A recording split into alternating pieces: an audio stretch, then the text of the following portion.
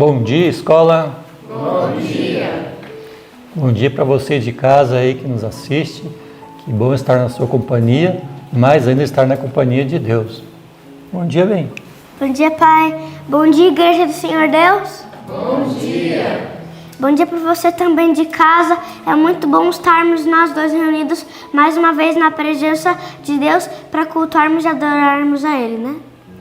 O que vamos fazer então, bem? Vamos orar, vamos falar com nosso Pai. Convido você de casa aí também, se puder, se ajoelhar nesse momento para falarmos com a Majestade do Céu. Amado e grande Deus, louvado e engrandecido seja teu nome. Estamos felizes, Pai, por mais uma vez podemos chegar à tua presença em oração, colocando a nossa vida e a vida dos queridos que em casa estão diante da tua presença. Que o Senhor venha falar no nosso coração nesta manhã, através da tua palavra, dos hinos que iremos entoar, que o nosso coração seja receptivo à obra do Espírito Santo e que possamos cada dia estar caminhando ao teu lado. Nós oramos agradecidos em nome de Jesus. Amém. Então, nós devemos fazer um pedido para Deus, que Ele nunca nos deixe. Então, vamos cantar o hino 200, Nunca Me Deixar. Amém. Maravilhoso, e esse hino fala ao nosso coração.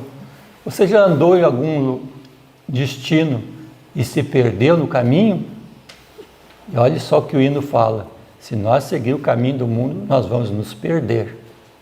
Jesus mostra o caminho. Eu sou o caminho, a verdade e a vida. Então, não erre o caminho, siga Jesus. Então, bem, o que vamos fazer agora? Vamos falar o verso que está onde? 2 aos Coríntios, capítulo 4, versos 17 e o 18. Acho que você já tem esse verso aí gravado, né? Mas se não tem ainda, dá tempo de nós gravar ainda. Vamos lá. No 3, bem, conta para nós. 1, 2, 3. 2 Coríntios 4, 17 e 18. Porque a nossa leve e momentânea tribulação produz para nós um peso eterno de glória muito excelente, não atentando nós nas coisas que se veem, mas nas que se não veem, porque as que se veem são temporais, e as que se não veem são eternas. 2 Coríntios 4, 17 e 18. 2 Coríntios 4, 17 e 18. Porque a nossa leve e momentânea tribulação produz para nós um peso eterno de glória muito excelente, não atentando nas coisas que se veem, mas nas que se não veem, porque as que se veem são temporais, e as que se não veem são eternas. 2 Coríntios 4, 17 e 18. 2 Coríntios 4, 17 e 18. Porque a nossa leve e momentânea tribulação produz para nós um peso eterno de glória muito excelente, não atentando nós nas coisas que se veem, mas nas que se não veem, porque as que se veem são temporais, e as que se não veem são eternas. 2 Coríntios 4, 17 e 18. Amém. Que lindo esse texto, né? Dizendo que nós temos que olhar para o invisível, aquilo que vem por meio da fé, né? E Deus deixou essa palavra para nós seguir por ela e com certeza nós vamos estar no caminho eterno. Amém. Então, que Deus possa te acompanhar nessa manhã e um bom estudo. Feliz dia. Olá, bom dia. Um prazer ter você aqui conosco para mais uma vez estudarmos a palavra de Deus. Meu nome é Lucas, sou missionário aqui da Escola de Profetas e nesse momento eu convido você a nós nos prepararmos, para a gente poder estudar mais um capítulo da Bíblia e também tirar lições do Espírito de Profecia, tá certo? Feche seus olhos que eu gostaria de fazer uma oração ao nós iniciarmos esse momento, tá bom? Vamos orar juntos. Querido Deus e Pai, peço que o Senhor abençoe essa pessoa que está assistindo nesse momento, esse ano bíblico. Que as lições que vai ser passada para ela, que ela coloque em prática em sua vida e que assim a vida dela seja edificada. E também, Senhor Deus, todos aqueles que estiverem ao seu redor. Que o Senhor abençoe em nome de Jesus. Amém. Muito bem. Nós estamos estudando o livro Parábolas de Jesus. E antes de eu falar para vocês qual foi a parábola principal que nós estudamos nessa manhã, eu gostaria de chamar você para nós irmos lá para o livro de Jó. O livro de Jó é um livro que eu gosto muito. Você gosta muito do livro de Jó? Ele é um livro poético. Então, tem muitas pessoas que gostam de poesia, né? E poesia é algo muito bom. Lá em Jó, no capítulo 37, foi os capítulos que a gente leu nessa manhã. A gente leu Jó 37, Jó 38 e também Jó 39, tá certo? E a gente vai tirar aqui algumas lições desses capítulos de Jó. Então, venha comigo que a gente vai aprender junto, tá certo? No capítulo 37 do livro de Jó, Deus demonstra ali para Jó a grandeza dele. E eu gostaria de fazer uma pergunta para você. Você reconhece a grandeza de Deus? Deus, ele é grande. Deus, ele é muito grande. E é muito poderoso também. Mas nós precisamos ter em mente sempre isso. Eu sirvo a um Deus que é grandioso. Sabe por que é importante saber que Deus é grande? Porque quando vem as dificuldades, quando vem os problemas, quando a doença bate a porta, quando vem a tristeza, quando vem o desânimo, a gente tem que se lembrar que existe alguém conosco que é grande e que é maior do que todas essas coisas. Então, você acredita que Deus é grande? Se você acredita que Deus é grande na sua vida, então qualquer dificuldade, qualquer problema que você estiver passando, não supera o tamanho do seu Deus. Tá certo? Tenha sempre isso em mente. O teu Deus e o meu Deus é um Deus grandioso. E aqui eu gostaria de ler com você o versículo 23 do capítulo 37. Olha só o que aqui diz. Ao Todo-Poderoso não podemos alcançar. Grande é em poder. Porém a ninguém oprime em juízo e grandeza de justiça. Esse verso diz que nós não podemos alcançar o Senhor. Alcançar é no sentido de nós chegarmos ao tamanho de Deus, não tem como. Nós somos criaturas, Ele é Criador. E a Bíblia tem outro texto, aqui mesmo no livro de Jó, que vai dizer o seguinte, ó. Jó capítulo 36, versículo 5. Eis que Deus é muito grande, contudo a ninguém despreza. Grande é em força e sabedoria. Deus é um Deus grandioso, mas Deus não despreza aqueles que são pequenos. E quem é pequeno diante de Deus? Eu e você. Mas mesmo assim Ele não nos despreza. Amém? Por isso, Deus não nos despreza, meu irmão e minha irmã. Deus não nos despreza. Por nós sermos pequenos, Ele não nos despreza. Nós somos as joias preciosas do Senhor. Tá certo? E aqui no livro de Jó ainda, continuando no capítulo 37, o Senhor Deus vai falar sobre as maravilhas que Ele faz através da natureza, como é que Ele movimenta todas as coisas, tudo que Ele cria, a movimentação, formação das nuvens, o nascimento do sol, a lua, tudo que tem na natureza pode nos ensinar acerca deste Deus. No capítulo 38, Jó ele fez algumas perguntas para Deus.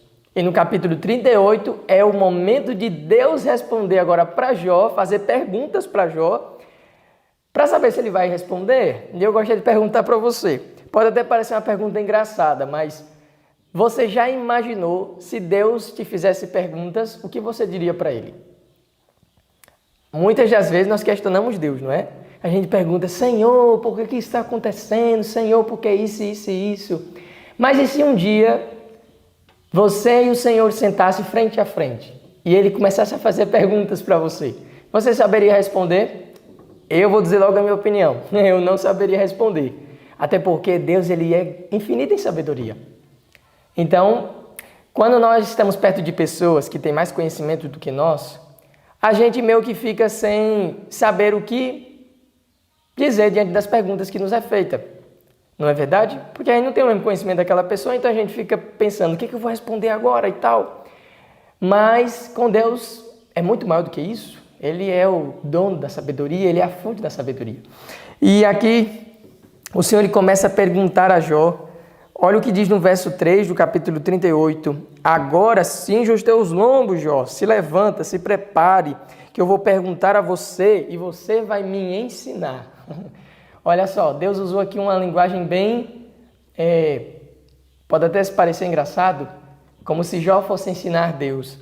Mas o Senhor ele estava aqui querendo fazer com que Jó entendesse e reconhecesse o seu tamanho, a sua pequenez, a sua mente limitada diante da grandeza de Deus. Na verdade, o que Deus queria que Jó conhecesse é que Deus estava no controle de todas as coisas. E por isso que Jó não precisava se preocupar. Jó estava passando por um conflito, por um problema, por uma dificuldade. Ele estava ali sofrendo e não sabia por que estava sofrendo, por que estava recebendo aquilo. E se você nunca leu a história de Jó, não sabe como é que isso aconteceu, volte do início, você vai ler a história de Jó e você vai poder entender. Mas Deus, até mesmo em meio ao sofrimento, ele tem bênçãos reservadas para nós. E era assim como ele também teve para Jó. No capítulo 39, o Senhor Deus, ele vai, ainda no capítulo 38, ele vai perguntando a Jó, Jó, onde é que você estava quando eu fundei a terra? Onde é que você estava quando eu estabeleci os céus? Onde é que você estava quando eu pus limite ao mar? Onde é que você estava quando juntas alegremente cantavam as estrelas da alva? Onde é que você estava, Jó? E aí Deus começa a fazer essas perguntas para Jó. E no capítulo 39, Deus fala sobre os animais. E aí Deus pergunta para Jó, por acaso você sabe quando é que os animais dão suas crias? Você sabe como é que a água se forma na nuvem? Você sabe como é que isso acontece? Jó, ele começa ali perguntando a Jó várias coisas. E sabe o que foi Jó respondeu para Deus diante dessas perguntas do Senhor para com Jó? No capítulo 40, olha só o que Deus diz para Jó. Porventura, o contender contra o Todo-Poderoso é sabedoria? Será que é sábio contender com Deus? Era o que Jó estava fazendo. Quem repreende assim a Deus, responda por isso. E aí, sabe qual foi a resposta de Jó? Eis que eu sou vil, que te responderia eu, a minha mão ponho a boca. Uma vez tenho falado e não replicarei, ou ainda 2 vezes, porém não prosseguirei. Então, no final dessas perguntas de Deus para com Jó, no final ele reconhece que ele de fato não sabia de nada. E tudo aquilo que ele estava falando era apenas ali no momento do sofrimento que ele estava passando, da dor. Então, diante de qualquer dificuldade que a gente passar, se lembre, temos um Deus que é grandioso, temos um Deus que está no comando de todas as coisas, nós não precisamos temer, nós só precisamos fazer uma coisa, só uma coisa que você precisa fazer e eu também, nós precisamos confiar nele. E eu gostaria de perguntar, você confia em Deus? Confiar em Deus vai muito mais além do que acreditar na existência dele. Confiar em Deus está associado a ter amizade com o Senhor, a conhecê-lo de perto, a ter relacionamento com esse Deus. Uma confiança só é estabelecida quando tem um relacionamento, né? E agora eu gostaria de levar vocês para nós podermos estudar um pouco sobre o que nós aprendemos no livro Parábolas de Jesus. Você está com o seu livro aí? O livro Parábolas de Jesus? Então vamos comigo abrir lá no capítulo 5. Na verdade, desculpa, no capítulo 6. E vamos aprender outras lições tiradas da semente. Tá certo? Jesus, ele tirou muitas lições da semente da mostarda. Mas ele também trouxe uma outra lição para nós trazermos para as nossas vidas. Tudo na natureza, coloque isso na sua cabeça, tudo na natureza traz-nos lições para a nossa vida. Lição para a vida física, mas também lição para a vida espiritual. E é por isso que nós precisamos nos atentar para as coisas da natureza. A Bíblia diz que os céus proclamam a glória de Deus e o firmamento anuncia as obras das suas mãos. Então, através da natureza, a gente aprende as coisas relacionadas a Deus e a sua vontade. Aqui no parágrafo que se inicia assim, ensine-se às crianças e aos jovens a reconhecerem a atuação de agentes divinos nas coisas naturais e serão habilitados a alcançar pela fé benefícios invisíveis. Esse texto eu li aqui no livro Parábolas de Jesus, no início aí da primeira página. E olha que coisa esse texto ele nos diz. Diz que jovens e crianças devem ser colocados em contato com a natureza para que através das coisas da natureza eles possam tirar lições para as suas vidas. E assim os resultados serão, aparentemente aqui nessa terra serão visíveis, mas na eternidade eles se tornarão visíveis. A natureza é a sala de aula de Deus e é onde Ele quer nos ensinar a aprender e a conhecer mais sobre Ele. E aqui tem outro texto que diz assim: o mundo material está sob o governo de Deus. O mundo material, tudo aquilo que vemos, está sob o governo de Deus. A natureza obedece às leis naturais. Tudo fala e obra em harmonia com a vontade de Deus. Todas as coisas que nós vemos acontecer durante o dia, durante as semanas, durante o ano todo, tem a mão de Deus ali conduzindo tudo. Você acredita nisso? Eu acredito. Deus conduz todas as coisas. É Deus que faz o sol nascer, faz ele se pôr, faz os passarinhos sair para voar. Tudo está sob a direção de Deus. Olha só o que esse outro texto diz. Um poder invisível está trabalhando continuamente para servir ao homem, para alimentá-lo e vesti-lo. Um poder invisível está trabalhando sempre em nosso favor, para suprir o nosso alimento, para suprir as nossas vestes, para nos dar condições de vivermos. E isso tudo quem faz por nós é Deus. Deus, Ele não pensa em si. Ele pensa em seus filhos, em nós, suas criaturas. Então, nessa primeira parte do livro, a gente aprende a atuação de Deus na natureza. Mas também nos leva, sabe o quê? Sabe por que eu preciso reconhecer a atuação de Deus na natureza? Para que eu reconheça que dependo dele. Você reconhece que depende de Deus? Pois é, nós precisamos do Senhor, nós dependemos totalmente de Deus. Não é depender assim por nome, é depender realmente, depender de Deus. Eu e você nós precisamos, assim como as plantas precisam, os animais precisam, eu e você também precisamos depender mais de Deus. Mas nós também temos que cooperar com o Senhor. É o que o estudo falou para nós nessa manhã, que nós também devemos cooperar com Deus. Veja um exemplo. Quando um semeador, alguém que cultiva, se ele não jogar a semente no solo, ele vai ter frutos? Não, ele não vai ter frutos. Então, qual é a função que cabe a nós, seres humanos? Fazer aquilo que Deus nos deu sabedoria e capacidade de fazer e deixar com Deus que Ele faça aquilo que só Ele pode fazer. Então, é o esforço humano, a ação humana com o poder divino, juntamente. Mas agora, como o tema deste capítulo é como instruir e guardar os filhos, a gente agora vai para uma outra parte que o livro também abordou nessa manhã, as lições que a gente aprende na natureza, através da semente, que cresce, se desenvolve até dar o seu fruto, Jesus ele aplicou para as crianças e para também os jovens, os adolescentes, até chegarem na sua fase adulta. E olha só o que é dito aqui. Aqui diz o seguinte: o desenvolvimento gradual da planta contida na semente é uma lição objetiva na educação das crianças. Então, essa história aqui dessa semente tem essa lição para as crianças, para que elas possam também receberem os benefícios da palavra de Deus. Qual o melhor exemplo de alguém que passou por todas as fases da vida e passou essas fases de maneira perfeita? Jesus. Jesus também foi criança um dia. E o livro fala, e a Bíblia também diz, que Jesus ele teve uma infância perfeita. Como assim uma infância perfeita? Jesus, criança, ele se comportava, falava, vivia, agia como criança. Até chegar na adolescência e assim por fim a fase adulta. Hoje nós vemos que as crianças, cada vez mais, elas estão se tornando adultas sendo crianças. E não é assim. Cada coisa tem o seu tempo. E aqui vai algumas instruções para os pais, para os professores que trabalham com as crianças, para nós também missionários, que a gente tem contato com as crianças no campo missionário, né? E olha só o que é dito acerca da infância de Jesus. Como é que foi a infância de Jesus? Na infância, Jesus procedia como uma criança obediente.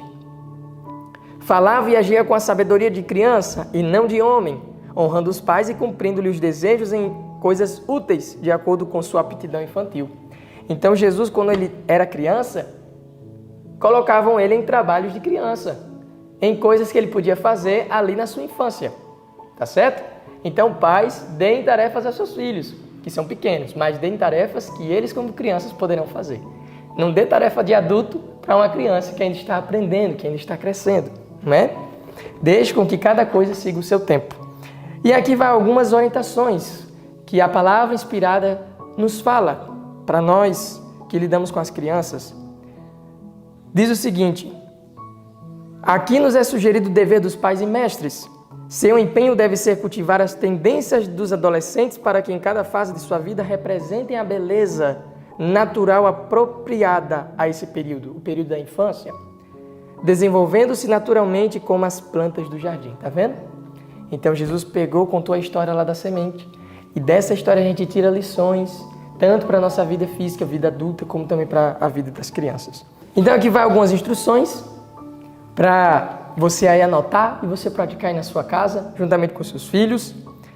Quais são o comportamento que nós devemos ter para com uma criança? Não se deve animar a vaidade, louvando-lhe as suas palavras ou seus feitos. Tampouco deve ser vestida com roupas caras e vistosas. Isso lhe inspira orgulho e incita inveja no coração de seus companheiros. Olha só. Então, a maneira que nós devemos instruir os filhos, as crianças, é de maneira simples, para que elas possam ser crianças, brincar como crianças, agir como crianças, como é da vontade de Deus.